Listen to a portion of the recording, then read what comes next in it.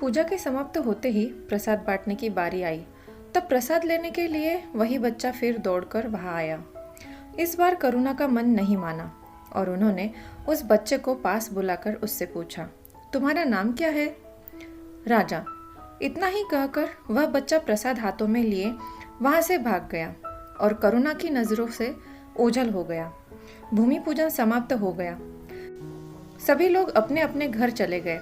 कुछ ही दिनों में वह आलीशान ऑफिस, जिसकी रूपरेखा पहले ही तैयार हो चुकी थी, अपने अस्तित्व में आ गया। आदर्श के ऑफिस के ठीक सामने कुछ दूरी पर सुशीला की खोली थी। सुशीला की खोली के बाजू में पहले की ही तरह शांताताई की खोली थी।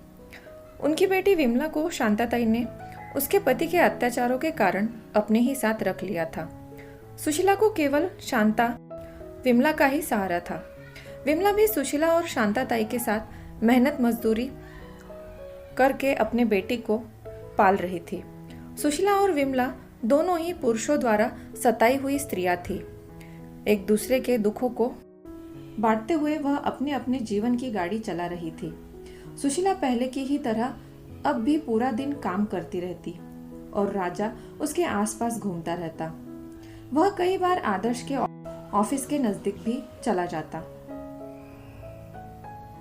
आदर्श हमेशा उस बच्चे को देखता रहता।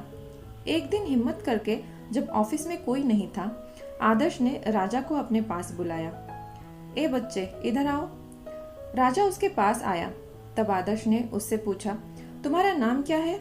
राजा। अरे वाह, बहुत अच्छा नाम है। तुम्हारे पिता का नाम क्या है? माँ ने नहीं बताया, वह हमें छोड़कर कहीं दूर चला गया है।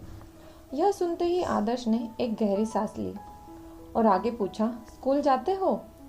हाँ, जाता हूँ। चॉकलेट खाओगे?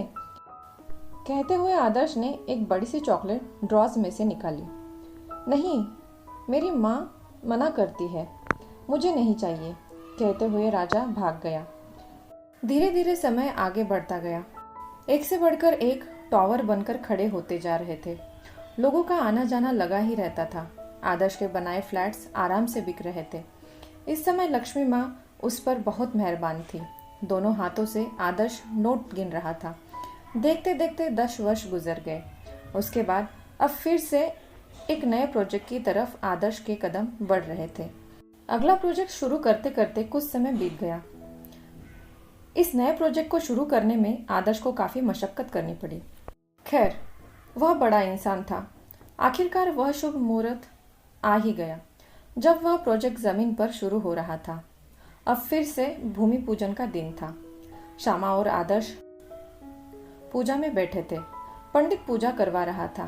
तभी श्यामा की नजर एक जवान लड़के पर पड़ी और एक पल के लिए हटकर फिर उसी पर जाकर टिक गई। श्यामा उस लड़के को देखकर हैरान थी। उसे देखकर श्यामा को शादी के समय का आदर्श उसके अंदर नजर आ रहा था। वह बार बार उसे देखे जा रही थी। वही रंग, वही रूप, वही कद और वही काठी। यह कैसे हो सकता है?